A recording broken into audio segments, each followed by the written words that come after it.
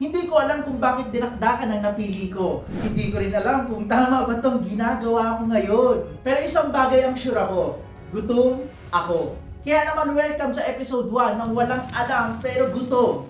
Today, magluluto tayo ng ulam na hindi ko pa naluluto ever since. Good luck sa tiyan ko. So ayan guys, bago tayo magsimula, alam ko nabasa mo sa ating title kung ano ba yung lulutuin natin ngayon. Ang lulutuin na naman natin ngayon ay dinakdakan.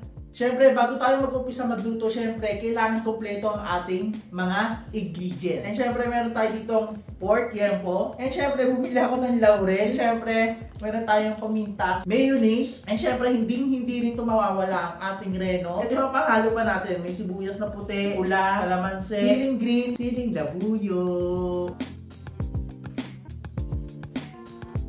Shete! Hindi pala siya naka-record. Buti na lang tinignan ko. Hindi siya naka-record. Pinatay ko pala siya. So, dapat pala hindi ko na siya pinatay. Ngayon guys, meron na kasi ako nailagay dito. And ayun, bago tayo magsimula, ulitin ko ulit. So, ayan guys, ngayon, magsisimula na tayo. Ang una natin kakailanganin talaga dito ay yempo. Ayan, which is nandito na. Ayan, nalagay ko na kanina pa. So, meron tayo ditong 3 yempo. And syempre, nabili ko yan sa presyong 305. Dapat grill to pero wala tayong pang-ihaw, so ipapan-fry lang natin siya. Pero before natin siya ipan-fry is papakuluan natin siya. And ayan guys, base pala sa TikTok na nakita ko at napapanood ko dahil kagabi nanood talaga ako kung ano yung recipe natin ng dinakdakan natin. So ayon sa mga TikTok na napanood ko, may utak daw to. Pero ang utak dito, wala. Empty. Parang ako. Nakakatawa. So ngayon guys, nagpakulo na ako and nirecord ko para dito makita nyo kung ano ba yung nasa loob ng papakuluan ko. So meron tayo ditong yempo and syempre meron tayong ditong paminta at laurel. And kaya ako nasabi na hindi naka-record, nag-refill ako ng asin. Nasaan yung asin ko? Oh, yung asin naman yung nawawala. So ngayon lalagyan natin siya ng asin guys. Ayan, parang naman may lasa. Ngayon, isisindihan na natin siya para pakuluan. Oh, init. Wala tayong malaking lighter kasi di ganun yung natin stove kasi galing pa itong kaingin. So, hindi pa ako nakakabili dahil nag-uumpisa pa rin naman tayo as solo living. So, madami pang kulang dito na gamit. Pinapakuluan ko na itong yempo habang naghihiwa ako. Multitasking tayo para sa kinabukasan ng panlasa ko. So, ngayon maghiwa tayo ng sibuyas. Ayun.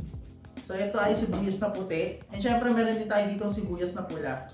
Kuhain na natin siya. Wala rin akong chopping board. Itong chopping board na to, sobrang na to, luma. As in matagal na to, sa kainin pa to guys.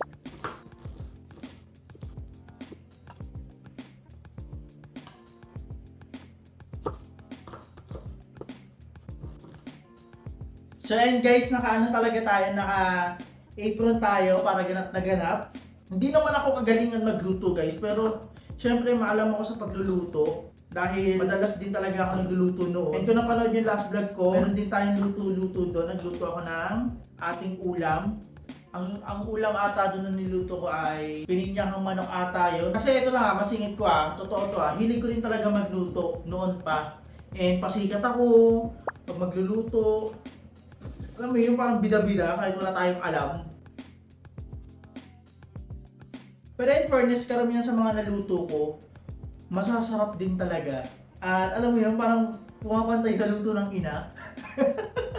Medyo yung iba lang talaga, may mga fail, pero alam mo yun, din ako natututo sa mga fail na yun talaga. Kahit na nagluto ako ng chicken curry sa bahay, sa timbagong bahay, with Kuya Lloyd. Nagluto ako ng chicken curry doon na. Mga hiwa ako ng carrots tapos ng patata, sobrang liliit.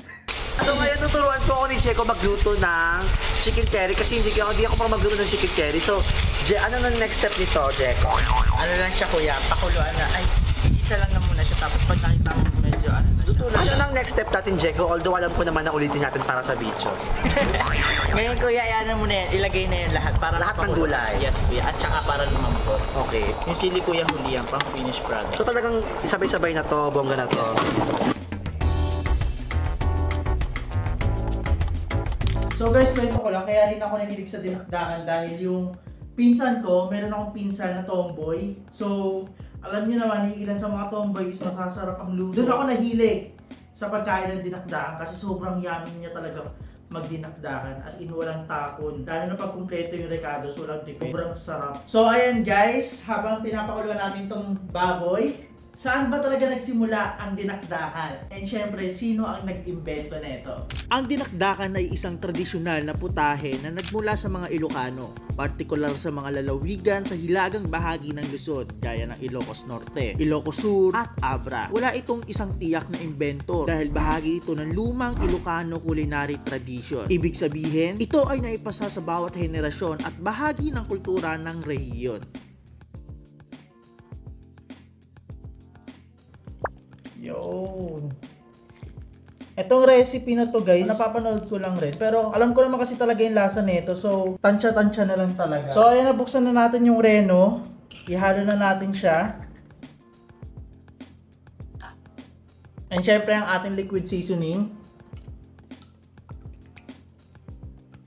At syempre, ang ating kalamansi.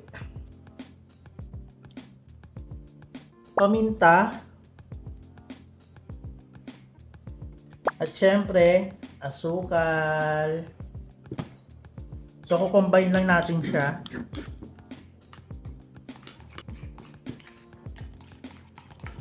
So, ngayon guys, okay na yung sauce natin. In fairness, masarap siya. So, ayun lang yung sauce natin guys. Kung nakatikim na kayo ng dinakdakan, itansya nyo na lang siya. So, ayun guys, feeling ko malambot na tong baboy. And perfect na siya. So, ngayon hanguin na natin siya, tapos mag-prito na tayo. Yan, ready na ba kayo matalsikan? So ayan guys, feeling ko mainit na yung mantika. Ay, mainit na yung mantika. Mainit na yung kawali. Ngayon maglalagay tayo ng mantika. Woo! So ayan guys, ito na yung pinakahihintay natin. Lalagay na natin siya sa kawali. Tingnan natin na apoy. Ang kalaban natin. Ay, tatalsik pa naman to. Gagawin yan! Tagan! Kumahang ka.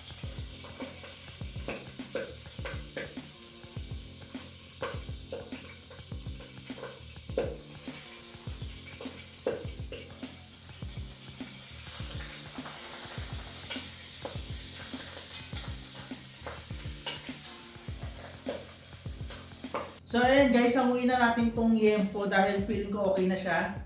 And nag golden brown na siya. Sarap po. Crispy. Mahirap lang kapag wala tayong air fryer eh. Okay, amuin na natin. Tanggal ka na.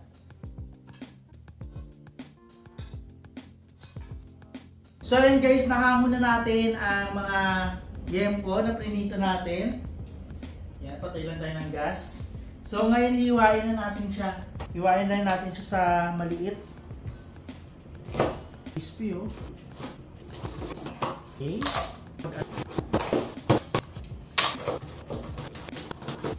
Crispy na ako.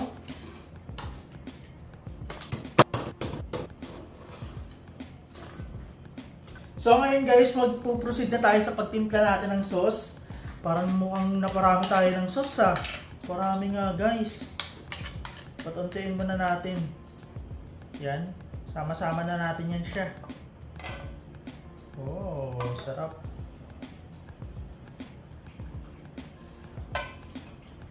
Na natin siya. Wow. Wow. Grabe oh.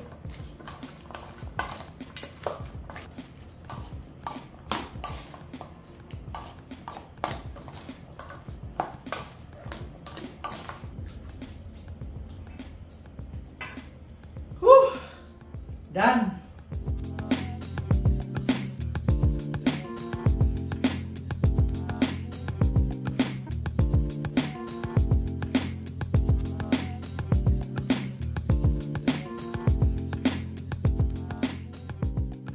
So ayan guys, ngayon tapos na. Ready na rin ako.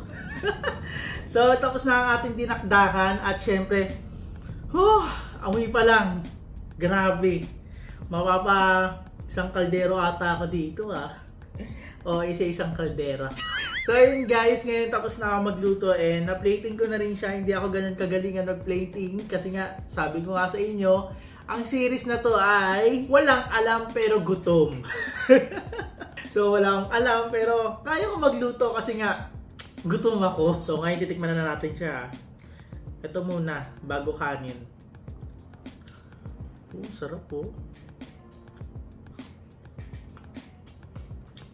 Okay guys. Okay siya. Sarap! Promise, ang sarap. Lasang-lasa, hindi nakdakan, and syempre malalasama yung effort, yung halong pagmamahal. Grabe. OA na sa OA, pero yung pagmamayabang ko to, itong niluto ko dahil ang sarap. I-rate ko siya siguro 10 out of 10. So wala naman akong mapapagtikiman ng aking niluto dahil wala naman tayo masyadong kapitbahay dito. So, ayun, basta maniwala na lang kayo sa akin, masarap siya. Kung may gusto rin kayong itry ko next na hindi ko rin alam lutuin, comment lang kayo dyan sa ibaba. Basta sure lang, kahit walang alam, basta gutom, lalaban tayo. So ayan guys, gusto ko lang rin magpasalamat kay Miss V dahil siya ang may dahilan kung bakit ako nakapagluto ngayon. And ayun, thank you po Miss V kung napapanood nyo man po ito. So yun guys, hanggang dito na itong video na to. So dito ko natatapusin itong video na to at gusto ko na itong makain ng solo. So itry nyo na rin itong niluto ko dahil totoo siya, masarap talaga siya. And hindi ko kayo pinipeke, gayahin nyo lang at tansyahin nyo lang yung lasa. So hanggang sa muli guys, please comment and like and share this video kung natuwa ka. And syempre, huwag mo na rin kalimutan mag-subscribe dyan sa ibaba. I-click ang notification bell para okay tayo. Dapat ano yun na, bongga yun na. So, ayun guys, hanggang dito na lang. See you on my next vlog.